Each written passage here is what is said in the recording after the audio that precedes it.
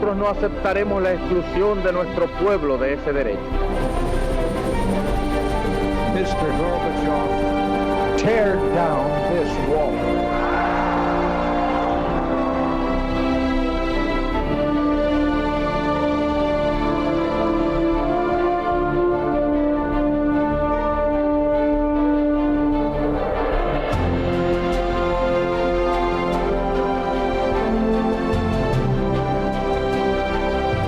Buenas noches, señoras, caballeros, bienvenidos a Tiempos Modernos. La historia contemporánea para España en realidad empieza en 1898, el año que se nos cayó el mundo encima. Se nos cayó por la pérdida de las últimas colonias, Filipinas y en particular Cuba, cuyas relaciones con la metrópoli y con España eran densísimas, tanto en lo económico como en lo político, como en lo personal.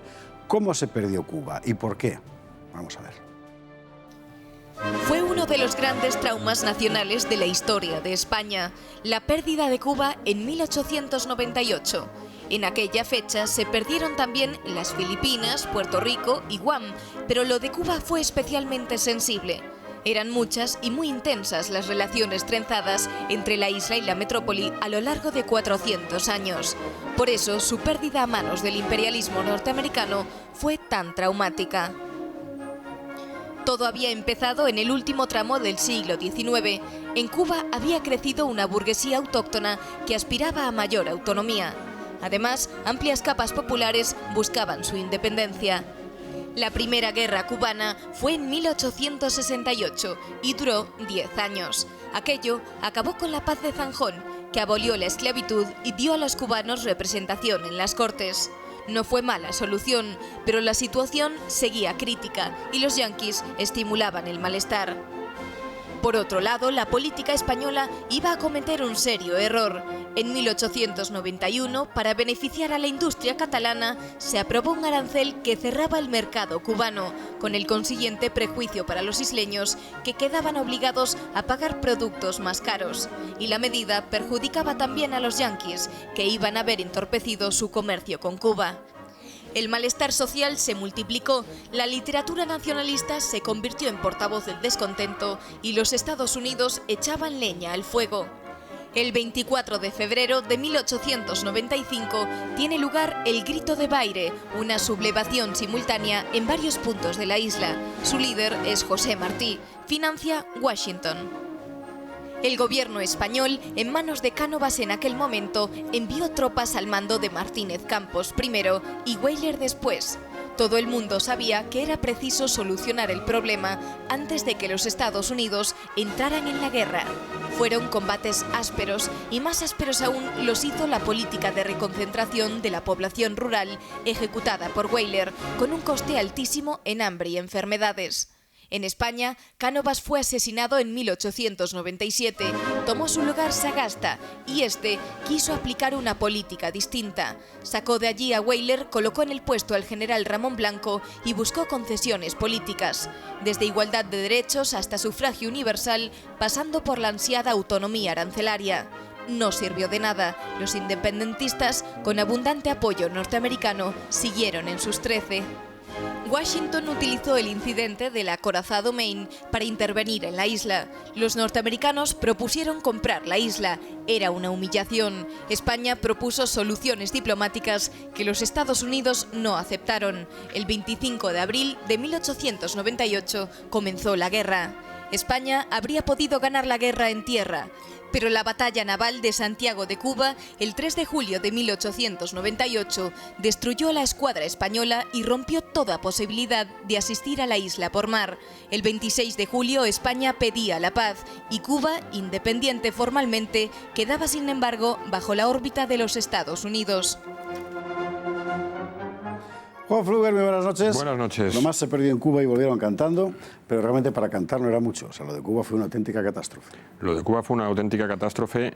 Lo económico se podría discutir por la repatriación de capitales que se consintió y que pues dieron origen a determinadas industrias y bancos en España que bien gestionados podrían haber salvado la papeleta, pero sí que fue sobre todo el toque, el drama de que España tenía que asumir la conciencia, y así apareció esa generación del 98 de pesimistas reconcentrados en sí mismo, tenía que asumir, decíamos, que ya no era una potencia de primer orden, que España quedaba relegada a sus territorios peninsulares y poco más. Es una cosa asombrosa, es que realmente la gente pensaba en España en aquel momento que podía ganar la guerra. La música que sonaba de fondo en este vídeo es la Marcha de Cádiz. La Marcha de Cádiz era la que se tocaba por todas partes en España, en los puertos, animando a la gente a ir al combate a vencer a los americanos. Realmente da la impresión de que es que nadie sabía exactamente qué es lo que estaba pasando, tampoco en el gobierno español. Exactamente. Desde el gobierno hay una alegría a la hora de empezar a preparar y a dar las órdenes para enviar nuevas remesas de soldados, nuevas remesas de armas, pensando que Estados Unidos era un país joven, con apenas un centenar de años de historia, y que no tenía la capacidad para generar, para ganar un conflicto, por mucho que nosotros estuviéramos a una distancia de 10 veces la que ellos tenían que desplazar sus contingentes. ¿Por qué? Porque España estaba asentada en Cuba desde finales del siglo XV y por lo tanto se consideraba parte del territorio y todo estaba ya hecho allí, ¿no? El gobierno de Cánovas pecó y pecó de forma importante en la alegría de no buscar una negociación previa, sobre todo antes de que empezase la Tercera Guerra de Cuba, ¿no? Porque es verdad que en el vídeo de introducción hablan de la guerra del 68 al 78, hablamos de la guerra del 95 al 98, pero nos falta una guerra intermedia que es muy importante, que le llaman, los cubanos se siguen refiriendo ya como la guerra chiquita, ¿no? Que es del 79, los años 1879 y 1880, dura apenas 14 meses, en las que por primera vez los levantados contra el gobierno español, contra la autoridad española, los criollos que mandan a sus indígenas, a sus servidores indígenas a luchar, lo hacen con fusilería y munición americana. Eso tenía que haberle dado ya la pauta a España, al gobierno español, de que por mucho que hubiera sido muy fácil sofocar esa revuelta, ya estaba llegando material. En la guerra del 68 al 78 no fue de esa manera.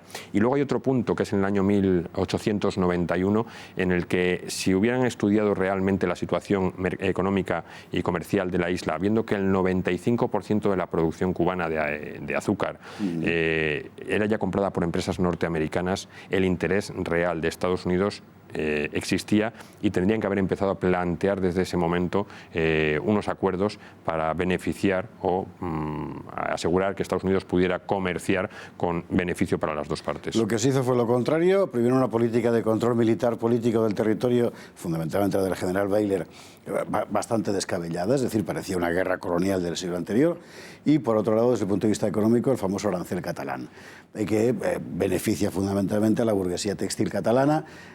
Los resultados son, vistos desde Cuba, absolutamente calamitosos.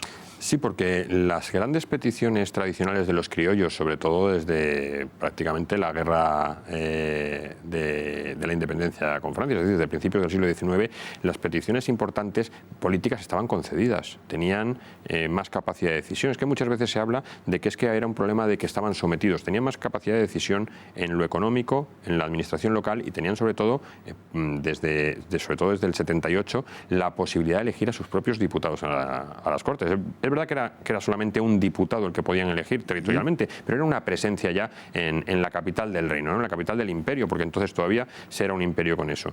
Por lo tanto, el único fleco que quedaba era el fleco económico. Era la capacidad de los americanos de influir a través de inyecciones de dinero, a través de ese 95% de la compra de azúcar. El profesor Carlos Seco Serrano demostró que estaba entrando la financiación para el Partido Revolucionario Cubano, es decir, para Martí y su gente, que ya podían dentro de la isla y hacia otros puntos traer material, comprar armas y demás. Pues en ese momento es cuando tienes que fijarte en la parte económica, que era la única que daba por resolver.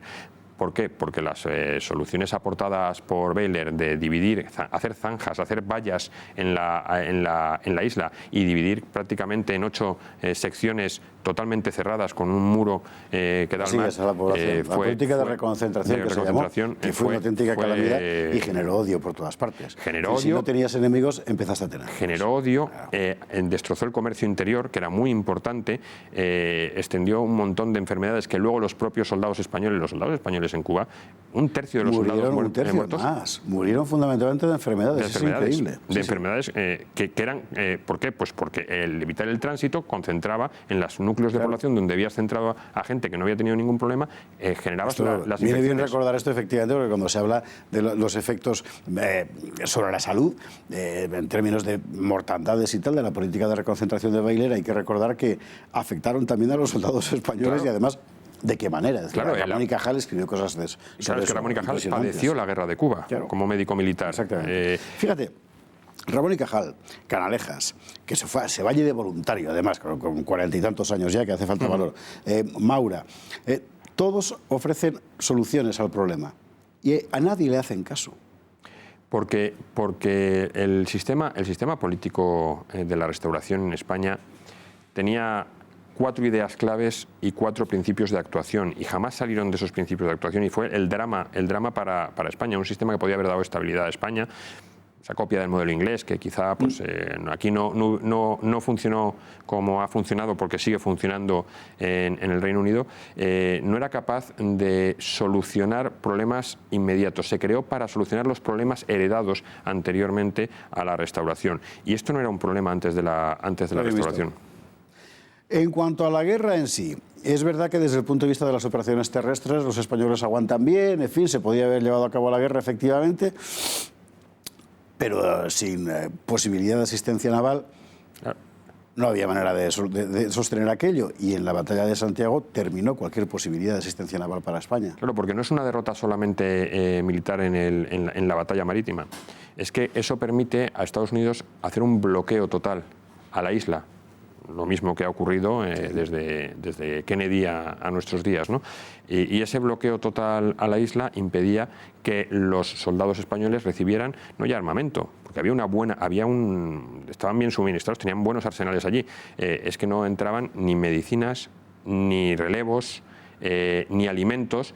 Y si tú tienes un bloqueo fuera que te impide la entrada y además tienes una población echada en tu contra que tampoco te va a suministrar, tienes 2 opciones. O lucho contra los americanos que ya están desembarcando, sobre todo desde Guantánamo, ¿no? Guantánamo es su punto siempre. En 1902 Guantánamo ya es de los americanos, o sea, solo 4 años después de la guerra, pero su base de operaciones está en Guantánamo para la guerra de Cuba. Ya están desembarcando y tienes que luchar contra ellos. O uso a mis hombres para ir contra la población civil a arrebatarles lo que no nos quieren vender, que son los alimentos, la medicación. Era insostenible una guerra en esa situación, ¿no?